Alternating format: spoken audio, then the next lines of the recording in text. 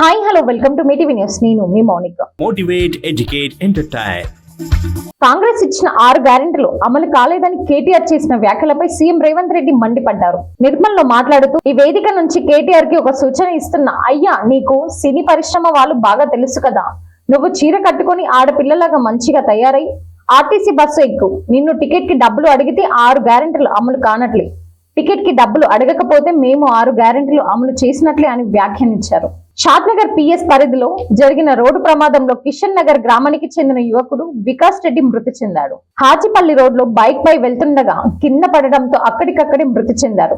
పోలీసులు ఘటన స్థలానికి చేరుకొని మృతదేహాన్ని పోస్ట్ మార్టం నిమిత్తం ఆసుపత్రికి తరలించారు. ఘటనకు సంబంధించిన సీసీ ఫుటేజ్ ని పరిశీలించారు. రోడ్డుపై ఇసుక పేరుకుపోవడంతో బైక్ స్కిడ్ అయ్యిందని పోలీసులు వెల్లడించారు. మహబూబ్ నగర్ పార్లమెంట్ బీజేపీ అభ్యర్థి డీకే అరుణ 65వ జన్మదిన వేడుకలు చాలా ఘనంగా జరిగాయి. శనివారం జిల్లా కేంద్రంలోని ఆమె నివాసంలో అభిమానులు ఘనంగా నిర్వహించారు. ఈ సందర్భంగా బీజేపీ నేతలు, అభిమానులు, ప్రజలు అరుణమ్మకు జన్మదిన శుభాకాంక్షలు తెలిపారు. ప్రజలు ఏర్పాటు చేసిన 64 కేజీల కేక్ ప్రత్యేక ఆకర్షణగా నిలిచింది. కేక్ ను డీకే అరుణతో కట్ చేయించి గ్రాండ్ గా సెలబ్రేషన్స్ నిర్వహించారు. ఈ ఎన్నికల్లో వ్యక్తుల మధ్య, పార్టీల మధ్య జరిగే పోటీ కాదు, జిల్లా ఆత్మ గౌరవాన్ని, రేవంత్ రెడ్డి బలాన్ని ఢిల్లీలో చూపించే ఎన్నిక అని మహబూబ్ నగర్ లోక్సభ అభ్యర్థి వంశీచంద్ రెడ్డి అన్నారు.